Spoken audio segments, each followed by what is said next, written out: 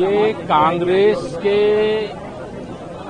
अब स्वर्गीय श्री राजीव गांधी जी जब प्रधानमंत्री थे, वो संसद में खड़े होकर के इस बात को कहे थे कि हम 1 रुपया अगर किसी गरीब के लिए, किसी किसान के लिए, किसी मजदूर के लिए, किसी विकास कार्य के लिए भेजते हैं तो 15 पैसा पहुंचता है। अभी मैं वो हिसाब जोड़ रहा था, जब लखनऊ से प्रयागराज के लिए चला तो लगभग 68 लाख करोड़ रुपया, अगर जितने बजट आए हैं उसमें जो चोरी की गई है, जो भ्रष्टाचार किया गया है कांग्रेस के समय में, वो 68 लाख करोड़ से अधिक होता है। तो चोरी और सीनाजोरी, भ्रष्टाचार के दलदल में जो डूबे हुए हैं उन्हें गरीब कल्याण नहीं दिखाई देगा।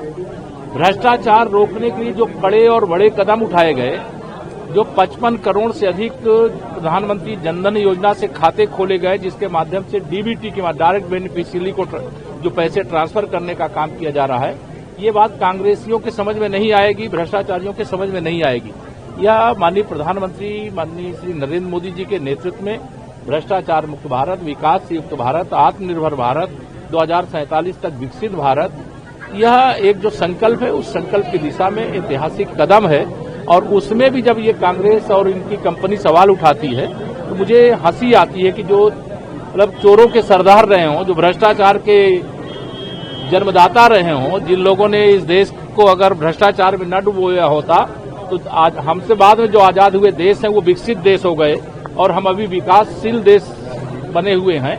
तो आज जब विकसित भारत बनने की ओर अग्रसर है तो इनको भ्रष्टाचार युक्त भारत चाहिए, तो भ्रष्टाचार युक्त भारत तो भारत की जनता नहीं चाहिए। अच्छा, अगर बात करें तो एबीवीपी पे जिस तरह से लाठीचार्ज हुआ था, सरकार ने एक्शन लिया, लेकिन ओम प्रकाश राजभर के खिलाफ जो है एबीवीपी कार्यकर्ता आज भी प्रदर्शन कर रहे हैं। देखिए, जो अखिल भारतीय विद्यार्थी परिषद, हम लोग भी छात्र के रूप में विद्यार्थी परिषद के कार्यकर्ता के नाते काम किए हैं। एक राष्ट्रवादी, एक विचारधारा से जुड़ा हुआ और छात्रों के हित में निरंतर संघर्ष करने वाला संगठन है। उसमें जिन लोगों ने जांच की थी, जांच करने के बाद रिपोर्ट आई है, रिपोर्ट के बाद उनके खिलाफ कार्रवाई हुई है। और विद्यार्थी परिषद का क्या कार्यक्रम है, कैसा कार्यक्रम है, वो मुझे जानकारी नहीं। बच्चों के साथ पुलिस ने जांच की थी, जांच हुई और जो दोषी थे उनके खिलाफ कार्रवाई करने के लिए हम लोगों ने कहा था, कड़ी कार्रवाई की गई। सामने है, वहाँ पर सभी दलों में ताकत हो सकती है, क्या कहेंगे बिहार के चुनाव को? बिहार के चुनाव में श्री नीतीश कुमार जी के नेतृत्व में एक तरफा भारतीय जनता पार्टी गठबंधन, एनडीए गठबंधन विजय की ओर बढ़ रहा है। राष्ट्रीय जनता दल, कांग्रेस एंड कंपनी वहां चारों खाने चित हो चुकी है। चुनाव से पहले ही उनके जितने मुद्दे थे उन मुद्दों की हवा निकल चुकी है। वहां की जनता जान चुकी है कि एक गरीब माँ बाप के बेटे की ताकत, बढ़ती हुई ताकत को देख करके उनको प्रधानमंत्री के पद से हटाने के लिए इन लोगों ने साजिश किया।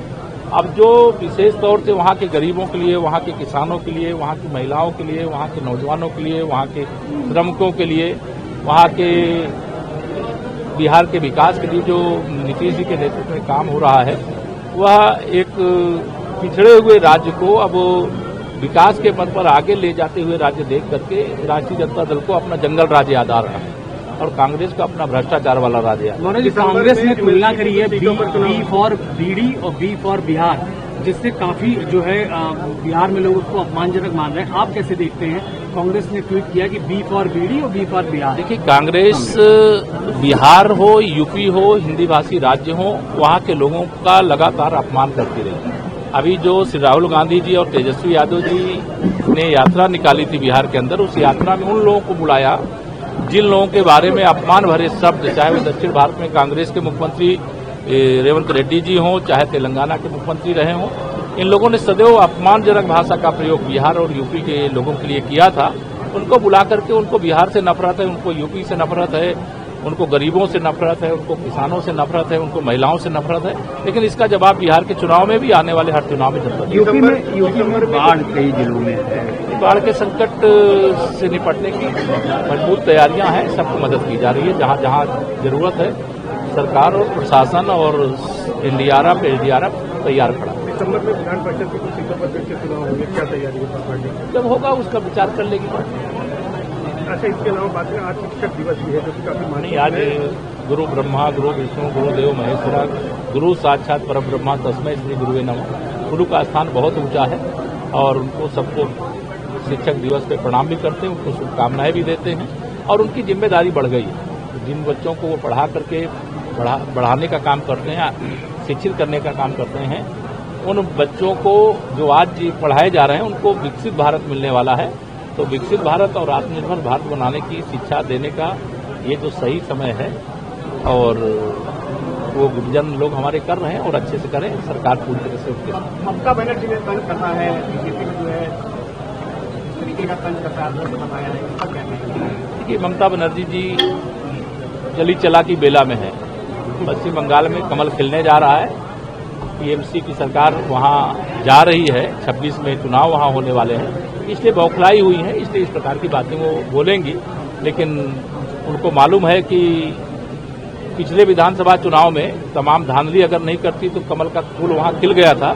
लेकिन इस बार वहां की जनता एकदम तैयार बैठी है। माननीय मोदी जी के नेतृत्व में देश और भाजपा की अगुवाई में पश्चिम बंगाल प्रदेश, या दोनों डबल इंजन की सरकार वहां भी चाहिए। उसके लिए लोगों को बड़ा समर्थन मिल रहा है भाजपा को, इसलिए वो बौखलाई। धन्यवाद।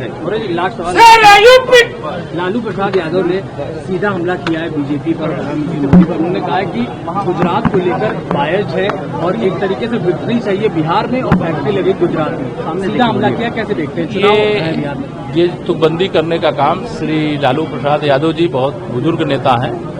अब बिहार के लोग राष्ट्रीय जनता दल की असलियत समझ चुके हैं, इसलिए एनडीए के साथ हैं। इसलिए भाजपा गठबंधन वहां पर बहुत बड़ी विजय की ओर आगे बढ़ रहा है। इस प्रकार के बयान आते रहेंगे जब तक मतदान नहीं हो जाएगा, जब तक नीतीश कुमार जी के नेतृत्व में 2025 में फिर से सरकार शपथ नहीं लेगी, तब तक श्री राहुल गांधी जी के, श्रीमती प्रियंका वाड्रा के, श्री तेजस्वी यादव के और श्री लालू यादव जी के और श्रीमती राबड़ी यादव जी के, ऐसे तमाम लोगों के बयान आते रहेंगे। लेकिन उन बयान से जो विजय पथ पर एनडीए गठबंधन आगे बढ़ रहा है, उसे रोकना उनके बस की बात है।